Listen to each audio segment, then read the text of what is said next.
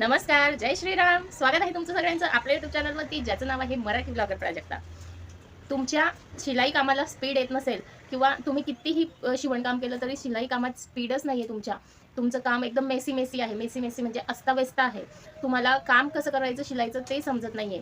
तर काळजी करू नका हो. तुमची ही मैत्रीण बसली इथे तुम्हाला सांगायला.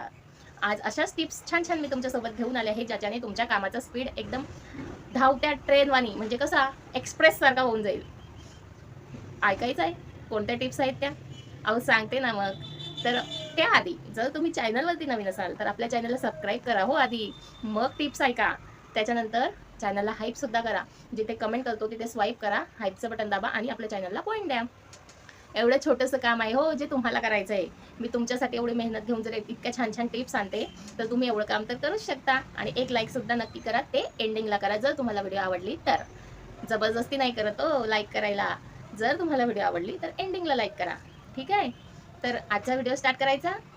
काय करायचा आहे? तर चला ना मग स्टार्ट करूया. मैत्रिणींनो, तुम्हाला जर तुमच्या कामाचा स्पीड वाढवायचा असेल, तुम्ही ब्लाऊज, ड्रेस, बॅग्स, पाउचेस जे काही स्टिच करता त्याच्यात जर तुमचा स्पीड तुम्हाला वाढवायचा असेल, तर काही टिप्स आहेत ज्या तुम्हाला फॉलो करायच्या आहेत. त्याच्याने तुमचा स्पीड नक्कीच वाढेल. तर मैत्रिणींनो, स्टार्टिंगला जेव्हा तुम्ही तुमचं काम करायचं असतं तेव्हा स्टार्ट करायचं असतं. त्याच्या आधी काय करायचं असतं? त्याच्या आधी तुमच्याकडे 2 कात्री हवी. 2 कात्री कशासाठी हव्या? एकाची जर धार गेली तर दुसरी कात्री तुमच्या कामी येईल. त्यासाठी तुमचं कामाचा लोड जास्त जर असेल तर तुमच्याकडे 2 कात्र्या हव्या आणि दोन्ही कात्र्यांना छान धार लावून घ्यायची. जर तुम्ही कटिंगला बसले, तुमच्या कात्रीला धारच नसली, तर तुमचा किती वेळ त्याच्यामध्ये वाया जाईल याचा तुम्ही विचार करू शकता. म्हणून आपल्या कात्रीला धार असणं महत्त्वाचं आहे. त्याच्यानंतर जे काही तुमचं मशीनचं ऑइलिंग वगैरे आहे ते व्यवस्थित करून घ्यायचं आहे आदल्या रात्री. म्हणजे जेव्हा तुम्ही मशीनवरती बसाल तेव्हा सारखा धागा तुटायला नको. जर तुम्ही एक ब्लाऊज शिवलं त्याच्यामध्ये 15 वेळा जर तुमचा धागा तुटला तर एका टायमाला तुम्हाला धागा ओवायला 2-3 सेकंद तरी जातात. आणि जर तुमचा डोळ्यांचा प्रॉब्लेम असेल तर 1 मिनिट जास्तीत जास्त जाऊ शकतो. तर मग तुमचे 15 मिनिटं वाया जातात हो. मग आता हे 15 मिनिटं आपल्या कामासाठी किती मोलाचे आहे हे तर तुम्हाला माहितीच आहे. माहिती ना?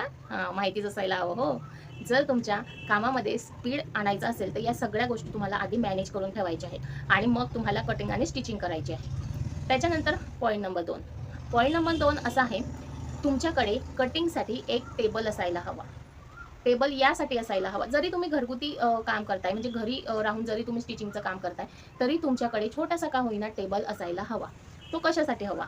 तर तुमचं काम एकाच ठिकाणी व्हायला हवं, तुमचा वेळ वाचावा म्हणून तुम्हाला एक टेबल हवा. त्या टेबलावरती तुमच्या ज्या पिना असतात, पिना ज्या आपण जॉईन करायला लावतो, जिथे आपला कपडा सरकू नये आपल्याला असं वाटतं तिथे आपण पिनअप करतो.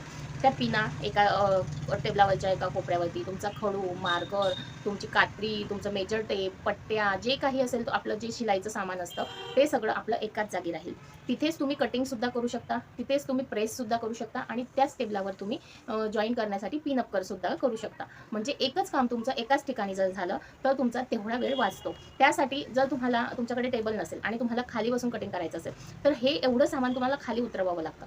खाली उतरवल्यानंतर काय होतो, आमचा खडूच हरवतो, आमचा मेजर टेपच गायब होतो, आमच्या पट्ट्याच गायब होतात. असं शिलाई करणाऱ्यांसोबत, कटिंग करणाऱ्यांसोबत, स्टिचिंगचं काम करणाऱ्यांसोबत होतच होतं. मी स्वतः एक टेलर आहे म्हणून मला हा सगळा अनुभव आहे, म्हणून मी तुमच्यासोबत शेअर करते की कोणत्या गोष्टीची आपल्याला काळजी घ्यावी लागते जेणेकरून आपलं काम जे आहे ते स्पीडने सुद्धा होईल आणि आपलं वेळ वाचेल. अशा कोणत्या टिप्स फॉलो करायचा की आपला जास्तीत जास्त वेळ वाचला पाहिजे.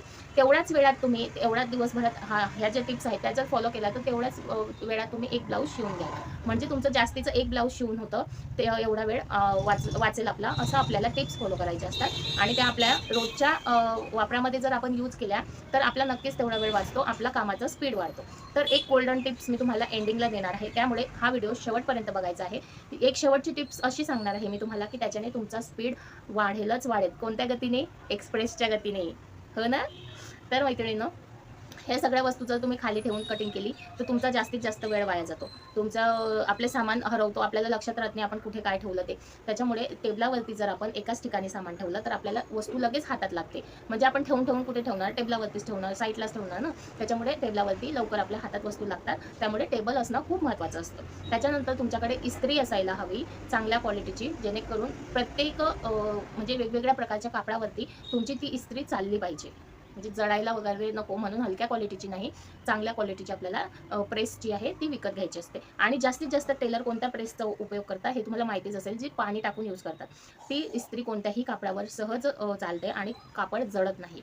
त्याच्यामुळे ती इस्त्री जास्तीत जास्त टेलर यूज करतात. जर तुमचं काम खूप वाढलेलं असेल, तुमच्या कामाचा व्याप मोठा असेल, तर तुम्ही ती इस्त्री नक्कीच विकत घेऊ शकता. त्याच्यानंतर पॉईंट नंबर 3. पॉईंट नंबर 3 असं आहे, जे तुम्ही ब्लाऊजची कटिंग करता किंवा ड्रेसची कटिंग करता, तर डायरेक्ट ब्लाऊज पीसवरती कटिंग करता का हो? डायरेक्ट ब्लाऊज पीसवरती जर तुम्ही कटिंग करत असाल, तर तुमचा जास्तीत जास्त वेळ जातो. मार्किंग करण्यामध्ये, मापं घेण्यामध्ये तुम्हाला 15 मिनिटं किंवा अर्धा तास तरी लागतच असेल एक ब्लाऊज कटिंगसाठी. तर 10 मिनिटात फक्त आपला ब्लाऊज कट व्हायला पाहिजे. अशी टिप्स जर कोणती असेल, तर आपल्याला पॅटर्न यूज करायचे आहेत. प्रत्येक साईजचे पॅटर्न आपल्याकडे ठेवायचे आहेत आणि त्यानुसारच आपल्या ब्लाऊजची कटिंग करायची आहे. त्याच्याने अगदी 10 मिनिटात तुमच्या ब्लाऊजची कटिंग होते. मग विचार करा, जर 10 मिनिटात पॅटर्नने तुमच्या ब्लाऊजची कटिंग होत असेल, तर अर्ध्या तासात तुम्ही किती ब्लाऊज कट करणार? आहे हो ना. तर 10, 20, 30 तुम्ही ठरवा मग किती तुमचे कट होतील तर ब्लाउजेस. तर 10 मिनिटात ब्लाऊज कट व्हायला पाहिजे म्हणून पॅटर्नचा उपयोग करा. आणि पॅटर्नचा उपयोग केल्यानंतर जर कस्टमरला त्या पॅटर्ननुसार फिटिंग बसत नसेल, लूज होत असेल किंवा फिट होत असेल, तर पुढच्या वेळेस तुम्हाला तिथे कमी जास्त करून घ्यायचं आहे. म्हणजे तुम्हाला मोजमाप करायची गरज पडत नाही. मोजमाप करण्यामध्ये आपला खूप वेळ वाया जातो आणि त्याच्यामुळे आपल्या कामाचा स्पीडसुद्धा कमी होतो.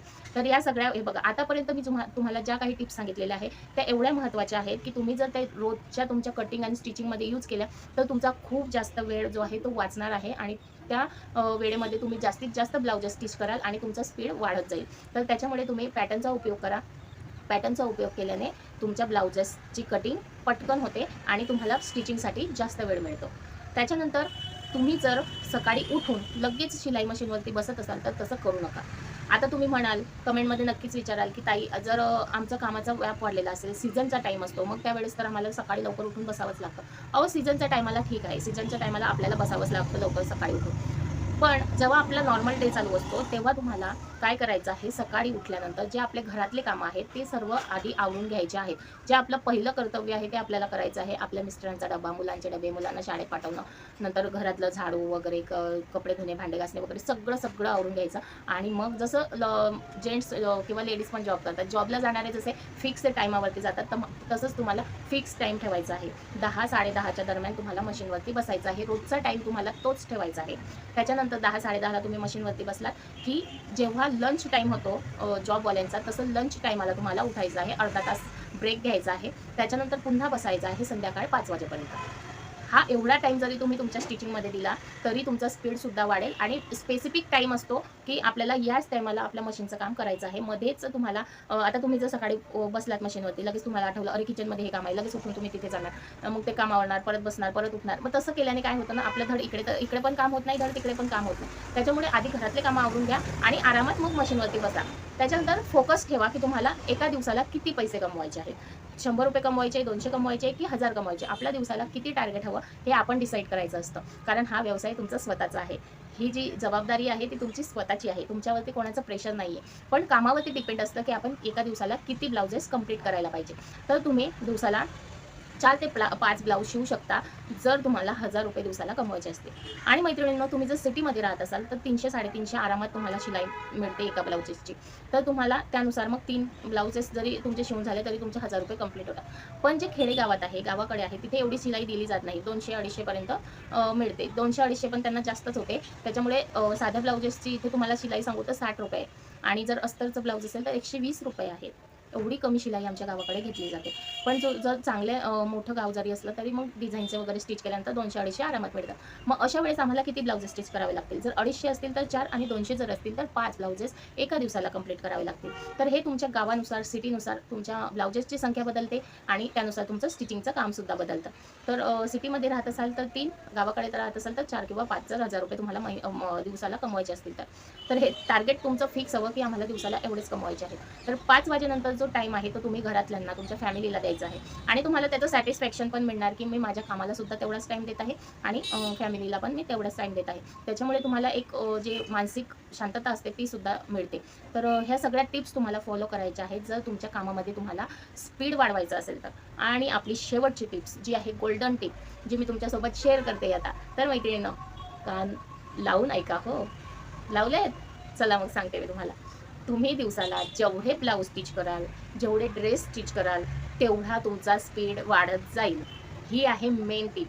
स्पीड वाढवण्यासाठी कोणता मंत्र म्हणायचा नसतो किंवा काही जास्त टिप्स फॉलो करायच्या नसतात. स्पीड वाढवण्यासाठी आपल्या हातात ते काम बसायला हवं, आपल्या डोळ्यांमध्ये ते काम बसायला हवं, आपल्या हाताला ते वळण लागायला हवं.